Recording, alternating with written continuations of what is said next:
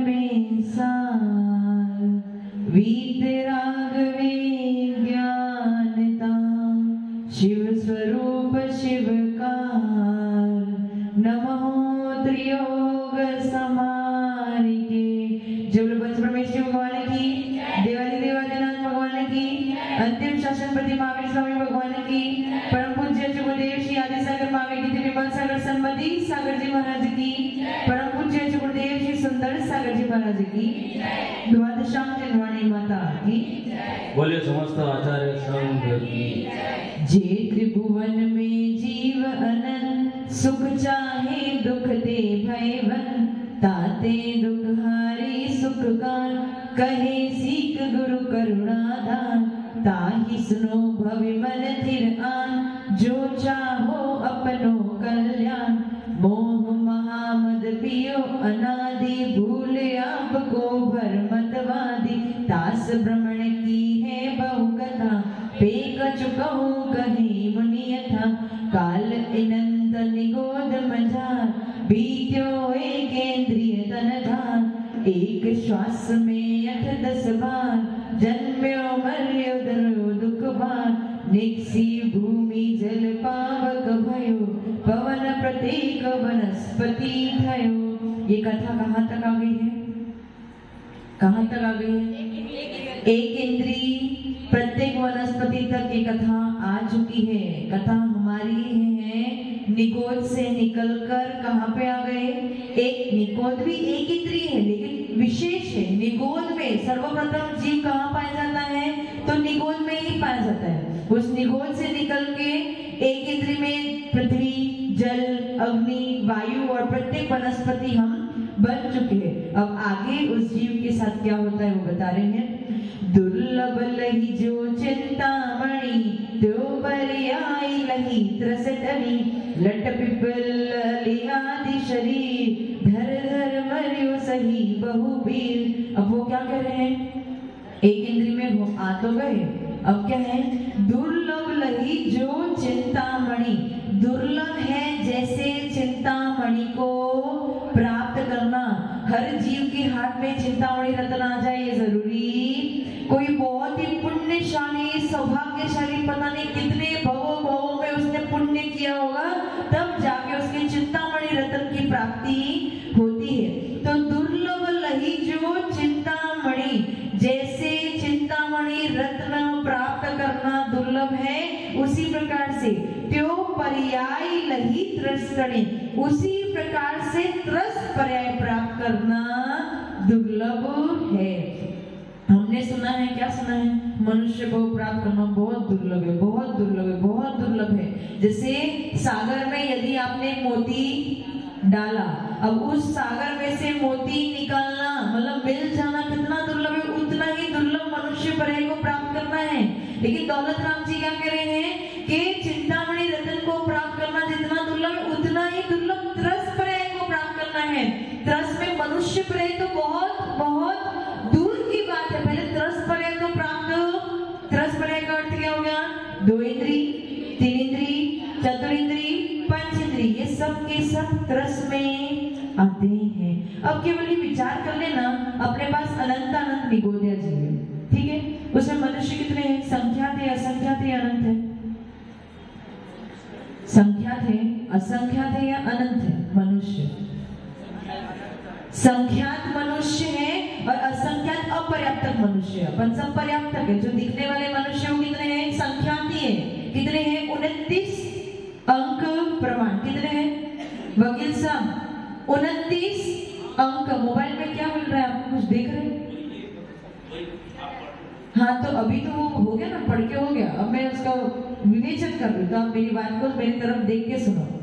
कितने हैं? 29 अंक प्रमाण। करोड़ में कितने अंक आते हैं? 7 तो 0 होते हैं और एक अंक होता है, 8 नंबर होते हैं। उसी प्रकार से मनुष्य की राशि कितनी है? जिसमें 29 अंक है। इतनी बड़ी मनुष्य की राशि, लेकिन ये भी संख्या की श्रेणी में ही आती है क्योंकि इसकी गिनती हो सकती है। तो ये कौन से मनुष्य है? ये अपने जैसे मनुष्य हैं जो दिख रहे हैं। लेकिन मैंने आपको बोला था अपर्याप्तक मनुष्य कैसे होते? सूक्ष्म होते दिखते हैं, काक बगल आदि में जो उत्पन्न होते हैं और अपने आप ही भी मरण को प्राप्त हो जाते हैं। ऐसे अपर्याप्तक मनुष्य कितने हैं? असंख्यात मनुष्य अपर्याप्तक है और संख्यात मनुष्य पर्याप्तक है। तो मनुष्य की राशि टोटल कितनी हो गई? असंख्यात। कितनी हो गई? असंख्यात। देव कितने हैं? पंकज जी, देव कितने हैं? आप क्या लिखने में लगे हो? पूरा पूरा पूरा कहानी लिख रहे हो? हाँ कोई बात नहीं, सारांश बाद में लिखेना, अभी पहले सुन तो लो। देव कितने हैं? हैं? 4 लाख। जाति नहीं पूछ रहे, देव की राशि कितनी है? ज्यादा? हाँ कितनी है? राशि कितनी है? संख्यात असंख्यात या अनंत? असंख्यात राशि है। देवों की भी असंख्यात राशि। तिर्यंचों की कितनी राशि है? जल्दी से, अनंत राशि है। तिर्यंचों की राशि अनंत है। नारकियों की राशि कितनी है? संख्यात असंख्यात या अनंत? असंख्यात। अपने पास 4 गति के जीव है, मनुष्य, तिर्यंच, देव और नारकी। नारकी भी असंख्यात है, देव भी असंख्यात है, मनुष्य भी असंख्यात है। एक तिर्यंच ही ऐसे है जो अनंत है। अभी तिर्यंच के कितने भेद हैं? 5 प्रकार के तिर्यंच होते हैं। एक इंद्री, 2 इंद्री, 3 इंद्री, चतुरिंद्री, पंचेंद्री। पंचेंद्री कितने हैं? असंख्यात। चतुरिंद्री कितने हैं? असंख्यात। 3 इंद्री कितने हैं? असंख्यात। 2 इंद्री कितने हैं? असंख्यात। 1 इंद्री कितने हैं? अनंत। यहाँ से होती है प्रारंभ अनंत की राशि। पहले अपन ने क्या विभाजन किया? 4 गतियों का विभाजन किया। देव गति, नर गति, तिर्यंच गति, मनुष्य गति। उसमें देव गति असंख्यात, मनुष्य गति असंख्यात, नारकी असंख्यात। तिर्यंच कितने हैं? अनंत। अब तिर्यंच में कितने भेद हैं? 5। 1 इंद्री, 2 इंद्री, 3 इंद्री, चतुरिंद्री, पंचेंद्री। उसमें पंचेंद्री भी असंख्यात, चतुरिंद्री भी असंख्यात, 3 इंद्री भी असंख्यात, 2 इंद्री भी असंख्यात, 1 इंद्री अनंत राशि। अब 1 इंद्री में कितने भेद हैं? 1 इंद्री के कितने भेद हैं? 1 इंद्री के कितने भेद हैं? 5। पृथ्वी, जल, अग्नि, वायु, वनस्पति। उसमें से पृथ्वी कितने हैं? पृथ्वी का एक जीव अनंत नहीं है, असंख्यात ही है। पृथ्वी का एक जीव भी असंख्यात, जल का एक जीव भी असंख्यात, अग्नि का एक जीव भी असंख्यात, वायु का एक जीव भी असंख्यात। केवल और केवल वनस्पति का एक जीव ही अनंत है। अब वनस्पति का एक कितने भेद है? 2। कौन से?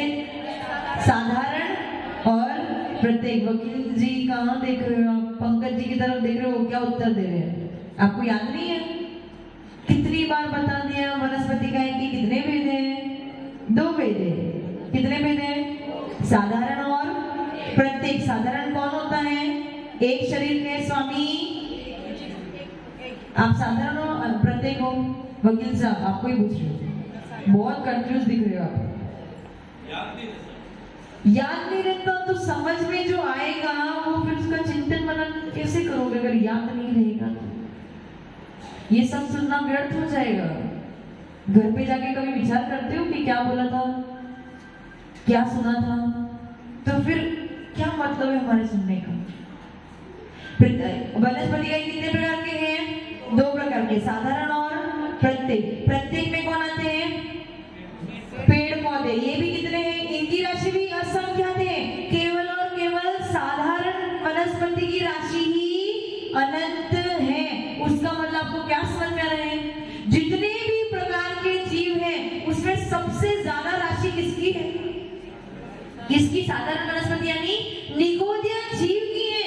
निगोद जीव की राशि ही अनंत है, बाकी सब की राशि असंख्यात ही है। अब आप केवल विचार कर लेना, अनंत अनंत जीव लाइन में खड़े हैं, विचार कर रहे हैं, आकुलता को प्राप्त होने के कब वो समय आएगा कि हमारा ये पर्याय से छुटकारा मिल जाएगा। और उसी के साथ में जो पृथ्वी, जल, अग्नि, वायु, वनस्पति है, ये सब भी इंतजार कर रहे हैं कि कब हमारा समय आएगा, हमारी मृत्यु होगी, हम इस पर्याय को छोड़ेंगे और कोई त्रस्त पर्याय को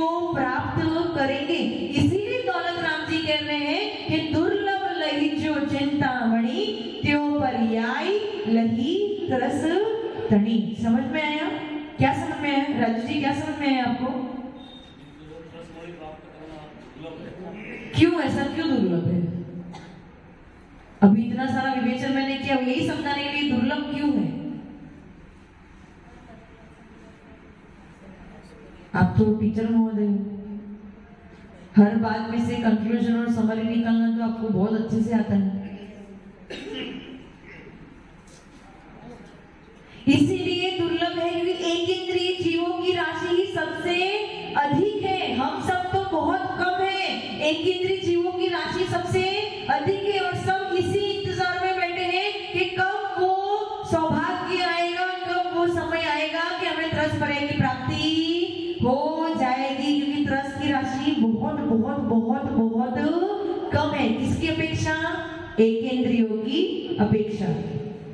तो दुर्लभ लही जो चिंतामणि त्यो पर्याय लही त्रस्तनी लट पिपिल अली आदि शरीर। लट, लट यानी यहाँ पे दो इंद्री का एक रिप्रेजेंटेटिव लट बता दिया, मतलब एक एग्जांपल दे दिया।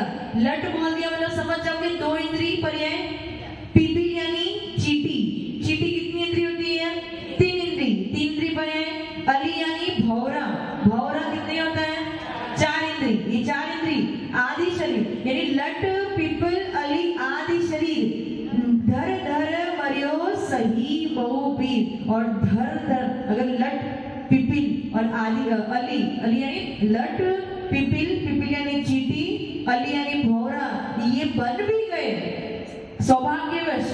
दुर्लभता से हमें चिंतामणि रत्न यानी त्रस पर्याय प्राप्त हो भी गया, उसमें लट बन गए या चीटी बन गए या भौरा बन भी गए, तो भी क्या हुआ हमारे साथ? धर धर मर्यो सही बहुपीर। इधर उधर जहां कुचला गया, मारा गया, रौंदा गया, विघट को प्राप्त हो गया, पता नहीं क्या क्या किया गया, लोग देखते तक नहीं है।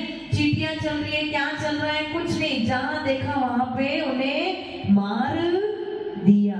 आप भी करते हो ना ऐसा? नहीं करते? हाँ, देख के चलते, देख के चलते, गाड़ी में जाते, क्या सब जितने जीव सब के सब विघात को प्राप्त हो जाते हैं और उनके हक में कुछ भी नहीं है। वो कुछ भी प्रतिकार भी, कुछ बोल भी नहीं सकते, चिल्ला भी। तुम्हारे सामने अगर कोई आ जाएगा तो तुम तो चिल्ला भी दोगे, कोई थप्पड़ मारेगा तो सामने प्रतिकार कर दोगे, लेकिन वो बेचारे क्या करेंगे? इतने छोटे शरीर को धारण किया है, जबकि वो त्रस पर्याय प्राप्त करना भी दुर्लभ है। उसके बाद भी बता रहे कि त्रस पर्याय मिल गई, फिर भी कितना दुख है। लट पिपिल अली आदि शरीर। लट कहाँ होते हैं? पेट में, पेट में लट होते हैं ना, इसके बाहर भी होते हैं परंतु पेट में विशेष लट होते हैं। मीठा खाया उस दिन तो उनको मजा आ जाती है, चरपरा खाया तो क्या होता है? उनका बैंड बज जाती है। मतलब समझ जाओ कि उनके हक में मिल तो क्या शरीर, 2 इंद्री 3 इंद्री चतुर्इंद्री का शरीर मिल तो गया, लेकिन फिर भी हम में कुछ भी नहीं है, कुछ भी नहीं कर सकते, बस जीवन जी रहे हैं। मृत्यु कब आ जाए कोई भरोसा नहीं है। धर धर मरियो, धर धर यानी बार बार, धर धर एक साथ, मरियो सही बहुपीर, और बहुत सारा पीड़ा दुख को उन्होंने सहन किया। समझे? क्योंकि उनके अंदर भी आत्मा वही है जो आपके। यदि अपने जैसे मनुष्य जो इतना बड़ा शरीर लेके बैठे हैं, यदि अपन को रोंदा जाए, कुचला जाए या जैसे अपन विघात करते हैं ना, 2 इंद्री 3 इंद्री चतुर्इंद्री, ऐसी हालत, ऐसी प्रक्रिया हमारे साथ की जाए तो अखबार में, और कितनी चीटियां, कितनी 2 इंद्री 3 इंद्री चतुर्इंद्री, पता नहीं कितने दिन में कितने कितने अपनी आयु को अंत करते हैं, और कितने में उनके आयु के अंत में कितनी बार तो अपन ही निमित्त निश्चित तौर पे बनते ही बनते हैं। क्योंकि जितना परिग्रह अपने पास में है, जब तक उस परिग्रह की शुद्धि आप नहीं करते रहोगे, निश्चित तौर पे वो परिग्रह पड़ा पड़ा उसमें त्रस का एक जीव, एक इंद्रिय स्थावर का एक जीव की उत्पत्ति हो ही जाती है। कितनी साड़ियां हैं आपके पास? 100 कम बता रहे हो? किसी ने मुझे बताया था क्या बताया था? मैंने ऐसे ही पूछ लिया, कोई चर्चा चल रही थी तो बोले वो रूम में एक कबर्ड तो मेरे अकेले का और बाकी एक कबर्ड में बच्चों और जेंट्स का, मतलब उसमें सारा एक्स्ट्रा सामान सब, पर एक कबर्ड केवल लेडीजों का, क्योंकि कितने साड़ियां भी चाहिए, लहंगा चोली भी चाहिए, ड्रेस भी चाहिए, जीन्स भी चाहिए, ये भी चाहिए, वो भी चाहिए, सब कुछ चाहिए। लेडीजों को कितना सामान चाहिए, इतना सारा सामान रखा, उपयोग कितना किया? उपयोग साल में एक आध बार करते, तो वो साल भर जब वो वस्तु वैसी की वैसी उसी घड़ी के साथ वहीं की वहीं पड़ी रहती, जिसको हिलाया भी नहीं जाता। अब आप सोच लो उसमें कितने जीव जंतु उत्पन्न, और जैसे ही आपने साड़ी निकाली, कपड़े निकाले, वस्त्र निकाले, वो सब खत्म। इसलिए जितना अधिक परिग्रह होगा उतना ही ज्यादा आपसे जीवों की हिंसा होगी। समझ में आया? तो इस प्रकार से दौलत राम जी कह रहे हैं कि एक इंद्रिय से निकल के दो इंद्रिय, तीन इंद्रिय, चतुर्इंद्रिय पर्याय प्राप्त करना भी बहुत दुर्लभ है। और वो यदि आप प्राप्त कर भी लो, सौभाग्यवश यदि प्राप्त कर भी लो, तो भी उसमें बहुत दुख पीड़ा आपको सहन, कष्ट सहन करना पड़ता है। कोई प्रश्न? बड़े बड़े कपड़ों में जीव नहीं आएंगे, ये आपकी गलत फहमी है। जिस स्थान पे जैसे आपके वो जो घर के कोने होते हैं पूरा खाली पड़ा रहता है, वहां पे मकड़ी के जाल अपने आप बन जाते हैं। ये तो सब समूर्छन जीव है, गर्भस्थ जीव नहीं है। कौन है समूर्छन? यानी जल, हवा, पानी आदि के मेल से अपने आप उत्पन्न आते हैं। जैसे यदि आप कोई जगह की साफ सफाई ना करो, दिन ना दिन मतलब साफ सफाई, आप देखना वहां पे जीव उत्पन्न हो जाएंगे, आपको नहीं दिखेंगे लेकिन वहां पे जीव उत्पन्न तो हो ही जाएंगे। समझ में? तो कोई भी वस्तु बहुत समय के लिए वहीं की वहीं पड़ी हो तो निश्चित तौर पे वहां पे जीवों की उत्पत्ति हो ही जाएगी। जैसे कोई खाली घर हो, खाली स्थान हो, तो वहां पे कौन आके निवास करता है? मकड़ी तो बहुत दूर की बात है, बड़े बड़े देव आके निवास कर जाते हैं, व्यंतर जाति के देव आ जाते हैं। खाली स्थान देखा नहीं के वो रहने आ जाते हैं। उसी प्रकार से जहाँ कोई कुछ आना जाना नहीं, कुछ हलन चलन नहीं, वहां पे अपने आप जीव अपना स्थान बना लेते हैं। समझ में? हाँ, और कोई प्रश्न? हाँ पूछो।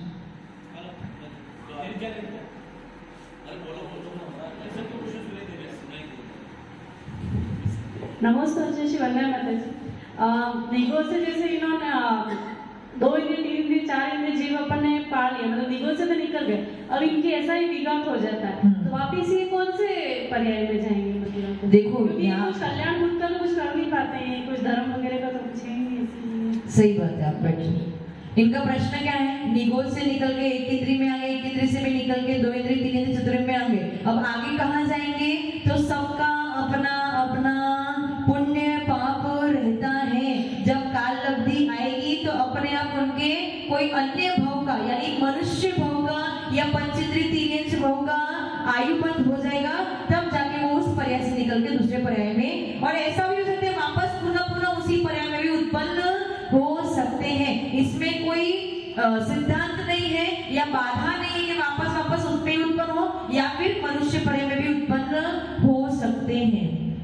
और यहाँ तो दौलत राम जी ने ऐसे क्रम बताया है, लेकिन मैं आपको बता दूं निगोदिया जीव के लिए भी कोई नियम नहीं कि निगोदिया जीव निकल के पहले पृथ्वी, जल, अग्नि, वायु, वनस्पति बने, जरूरी। निगोदिया जीव भी निकल के सीधा मनुष्य भी बन सकते हैं। जैसे कि भरत चक्रवर्ती के 923 पुत्र कहाँ से आए थे? निगोद से सीधा भरत चक्रवर्ती घर पे उत्पन्न हुए और उनके 923 पुत्र बने, और उसी भव से मोक्ष, क्या काल लब्धि, इसको कहते हैं काल लब्धि। समझ में? तो ऐसा भी हो सकता है, अथवा ऐसा ना हो तो वो एक इंद्रिय में पृथ्वी, जल, अग्नि, वायु, वनस्पति आदि बन भी सकते हैं। उसके बाद 2 इंद्रिय, 3 इंद्रिय, चतुर्इंद्रिय बन सकते हैं, और मनुष्य चाहे तो मनुष्य भी बन सकते हैं, लेकिन देव और नरकी नहीं बन सकते हैं। ये लोग देव और नरकी नहीं बन सकते। ठीक है, और कोई प्रश्न? हाँ पूछो।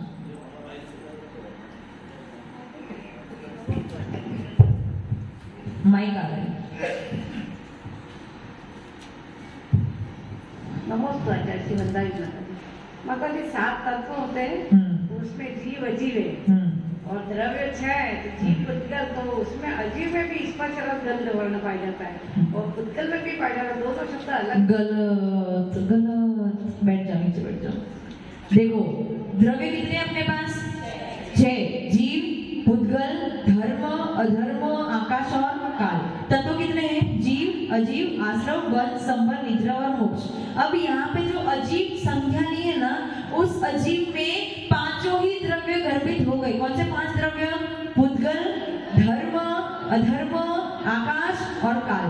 पुद्गल के पास स्पर्श रस गंध वर्ण है, परंतु धर्म, अधर्म, आकाश और काल के पास स्पर्श रस गंध वर्ण नहीं है, ये अमूर्तिक है। तो जो अजीव है और पुद्गल है, सारे पुद्गल अजीव है लेकिन सारे अजीव पुद्गल नहीं है।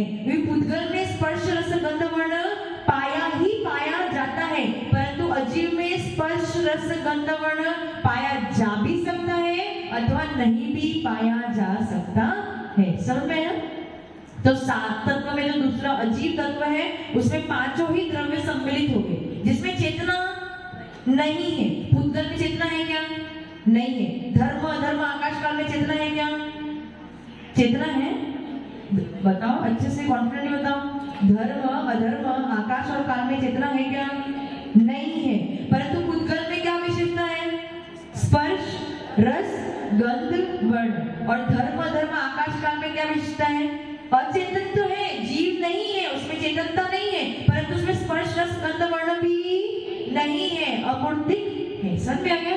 सबके सब अजीव। अजीव का मतलब क्या? जिसमें चेतनता नहीं है वो सब कुछ अजीव। परंतु पुद्गल का मतलब जिसमें स्पर्श रस गंध वर्ण पाया जाता है। समझ में आ गया? और कोई प्रश्न? हाँ पूछो। माइक। नमस्ते आचार्य मंदावी वाला जी। मेरा प्रश्न ये है कि जैसे अपन वो बढ़ रहे 2 दिन 2 लाख 3 दिन 2 लाख, चाहे वनस्पति का 10 लाख, तो ये सब क्या है? ये जाति है उनकी? जातियां हैं उनकी। कितने प्रकार की जातियां हैं? हाँ उनकी जाति है। और फिर हर एक में फिर अलग अलग संख्या असंख्यात हो गई क्या? किसी एक जाति का मतलब फिर उसमें भी संख्यात असंख्यात हो सकते हैं ना? हाँ उसमें संख्यात हो सकते हैं, लेकिन ये जाति में जितने भी जीव सबको मिला के राशि देखेंगे तो असंख्यात राशि है। टोटल 84 लाख जो जाति। हाँ। और कोई प्रश्न? कोई प्रश्न नहीं है? आपको प्रश्न क्यों? हाँ पूछो। ओके तो उदर श्वास और नाड़ी श्वास। तो नाड़ी श्वास का आपने बताया था कि जिसे जीत जाता है तो उनको वापस आता है, नाड़ी चलती है। हाँ। तो उदर श्वास का क्या मतलब है? उदर श्वास यानी कि ये पेट से श्वास। हाँ वो वाली। और नाड़ी श्वास? नाड़ी श्वास यानी ये जो नाड़ी चलती है ना आपकी, जो शास्त्र में जितना वर्णन है ना ये नाड़ी श्वास का है। 3773 जो राशि है, 3773 नाड़ी चलती है कितने मिनट में? मुहूर्त में, एक मुहूर्त में 3773 नाड़ी चलती है। ये वो वाली नहीं है, ये वाली नहीं है, ये वाली है। समझ में? ये अपनी एक मिनट में कितनी 15 या 16 बार या ज्यादा 20 बार, उससे ज्यादा नहीं होती, लेकिन ये अपनी नाड़ी हर एक मिनट में करीबन 78 या 79 बार घूमती है। तो इसको अगर अपन मल्टीप्लाई करेंगे तो 3773 हो जाते हैं। हाँ सही है ना? वो भी नॉर्मल व्यक्ति, मतलब आप जैसे नॉर्मल श्वासोच्छ्वास ले रहे हैं उस अपेक्षा से, और भाग गया है तो वो बढ़ जाएगा, या फिर कुछ भी नहीं कर रहे तो हो सकता है वो कम भी हो जाएगा। ये नॉर्मल जो बिल्कुल जो रोगी व्यक्ति नहीं है, जिसका स्वास्थ्य ठीक है, उसकी अपेक्षा है। और कोई प्रश्न?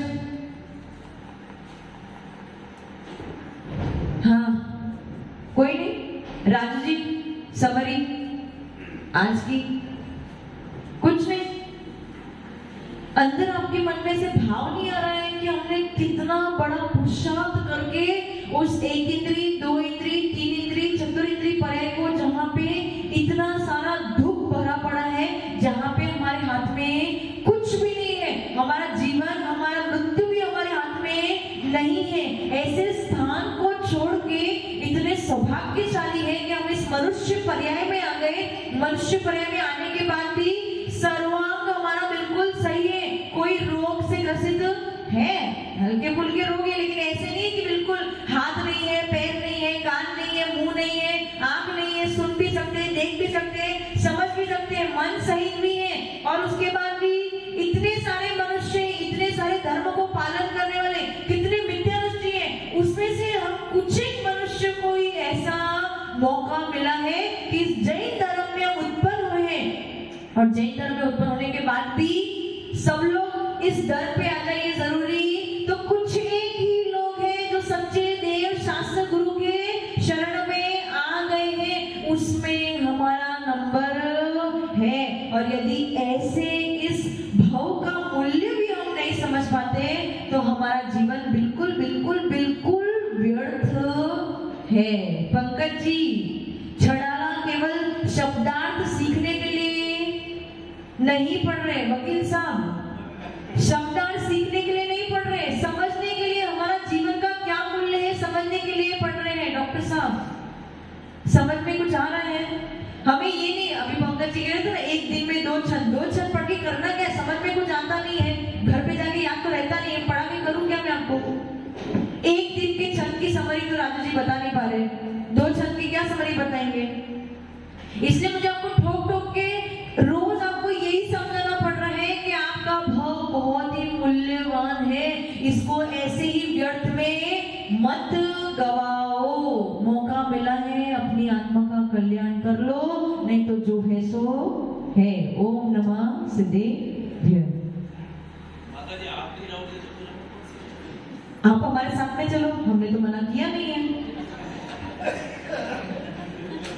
आज श्री का कुछ प्रश्न है, मनुष्य 2.5 द्वीप में पाए जाते हैं, फिर भी असंख्यात कैसे हो सकते हैं? आपका प्रश्न नहीं है, आज ने आपकी तरफ से प्रश्न पूछा ताकि आपको ज्यादा ज्ञान मिले। मनुष्य 2.5 द्वीप में पाए जाते हैं, फिर भी असंख्यात कैसे हो सकते हैं? क्या मनुष्य असैन्य भी होते हैं? कि अपर्याप्त जीवी के मन नहीं होता है? पहले तो मनुष्य 2.5 द्वीप में ही पाए जाते हैं, ये बात तो सही है, आपको सबको पता है ना, मनुष्य 2.5 द्वीप के बाहर नहीं जा सकते। 2.5 द्वीप यानी जम्बूद्वीप, धात्रीखंड और पुष्करा, इसके बाहर मनुष्य नहीं जा सकते। कोई देव भी उन्हें उठा के लेके जाना चाहे तो नहीं जा सकते, ये ठीक है। फिर भी असंख्यात कैसे है? असंख्यात कैसे है? हम जो दिखने वाले मनुष्य तो संख्यात ही है, कितने हैं? 29 अंक प्रमाण, लेकिन असंख्यात राशि किसकी है? अपर्याप्त मनुष्यों की, जो कहाँ उत्पन्न होते हैं? काख, बगल, पसीने आदि में उत्पन्न, बहुत सूक्ष्म होते हैं। एक एक के शरीर में, जैसे अपन मनुष्य में, एक एक मनुष्य के शरीर में भी असंख्यात असंख्यात मनुष्य उत्पन्न होकर मरण को प्राप्त हो, इसकी अपेक्षा असंख्यात राशि है। लेकिन दिखने वाले मनुष्य कितने हैं? 29 अंक प्रमाण। आशीष भी, आपको विश्वास हो रहा है ना इस बात पे? मतलब श्रद्धा हो रहा है कि गलत लग रहा है कुछ आपको? विमल जी, ऐसा मन में ऐसा विचार नहीं आ रहा कि माता जी बोल तो रहे लेकिन कैसे मान ले? कभी देखा तो है नहीं ऐसा, मतलब बिल्कुल ऐसा मनुष्य जो दिखे भी नहीं, पसीने में उत्पन्न होकर मर जाए। पसीना कितना होता है? इतना पसीना होता है, उसमें मनुष्य कहाँ होंगे? मनुष्य तो इतने बड़े होते हैं। ऐसा आपको थोड़ा सा डाउट नहीं हो रहा है? पवन जी, डाउट तो हो रहा है ना, परंतु विश्वास तो क्यों करना पड़ेगा? क्यों करना पड़ेगा? एक मिनट आप रुको, वो बहुत दिन बाद आएगा। जिनवाणी आपने सुन लिया ना, जिनवाणी जिनेंद्र भगवान की वाणी है, उन्होंने देखा है, इसलिए यही सत्य है। उसके बाद आगे क्या प्रश्न है? मनुष्य असैन्य भी होते हैं, असैन्य यानी मन रहित भी होते हैं, तो मनुष्य मन रहित हो ही नहीं सकते हैं, भले वो सूक्ष्म मनुष्य ही क्यों हो, परंतु फिर भी उनके पास मन तो होगा ही, क्योंकि मनुष्य, देव और नारकी, ये तीनों के लिए नियम है कि ये सैनी ही होते हैं, असैनी नहीं होते हैं। एक और आया है 29 अंक का अर्थ 29 मनुष्य नहीं है। 29 अंक का अर्थ क्या है? मैंने आपको बताया ना, ऐसा अंक है, ऐसी राशि है जिसमें 29 अंक आते हैं। जैसे करोड़ों में कितने अंक आते हैं? 8 अंक, 7 तो 0 आते हैं और 1 आपको लेना है, तो ऐसे 8 अंक आते हैं। तो वैसे ही 29 अंक प्रमाण एक बड़ी राशि है और उतने अपने मनुष्य हैं। कौन से? अपने जैसे मनुष्य कितने हैं? 29 अंक प्रमाण। और साइंस वाले कितने बताते हैं? कितने बनाते हैं? विमल जी 750 करोड़ बताते हैं। ये दुनिया में कितने हैं? क्योंकि उनकी पहुंच नहीं है ना, उनकी पहुंच नहीं है, अपने साधुओं की पहुंच है, अपने केवल ज्ञानी की पहुंच है, इसलिए उन्होंने हमें बता दिया कितने हैं? 29 अंक प्रमाण। समझ में आ गया? हाँ पूछो।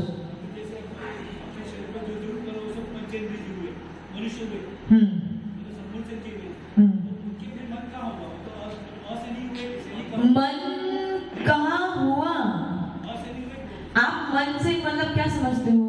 उनके 9 इंद्रिया और नाम कर्म का उदय होता है, और वो नाम कर्म का उदय यदि है तो उनके पास मन भी होता है, परंतु उसकी रचना हो ना हो उसके पहले उनकी मरण हो जाती है, लेकिन कर्म का उदय तो उनके पास होता है। समय जैसे यदि आपकी आंख नहीं है, मानो कि आपके पास आंख नहीं है, तो क्या आपके पास चक्षु इंद्रिय और कर्म का उदय नहीं है तो सही, लेकिन द्रव्य काम नहीं कर रहा। समय तो वैसे जो भी मनुष्य होते हैं, भले वो अपर्याप्त ही क्यों ना, आपके पसीने में जो छोटे छोटे मनुष्य जो आपको दिख नहीं रहे, तो आप सोचोगे उनके हाथ पैर मुंह वगैरह कहाँ होगा, मन कहाँ होगा, जब कुछ दिखते नहीं तो मन कहाँ होगा, तो हो सकता वो अपर्याप्त की रचना पूर्ण नहीं होगी, लेकिन कर्म का उदय है, इसलिए वो सैनी ही है। समझ में? ठीक है, और कोई प्रश्न तो नहीं? चलो, ओम नमः सिद्धेवे एक बार सरस्वती माता के चरणों में वंदन करेंगे, नमन करेंगे, इस भावना के साथ में कि जो पढ़ा रहे हैं वो समझ में आए, दिमाग में उतरे और उसका हम चिंतन मनन करें। ओम ह्रीम वाग्वादिनी द्वादशांगिनी हंसगामिनी वीणवादिनी शुद्धात्म का सार बताए सरस्वतीभ्यो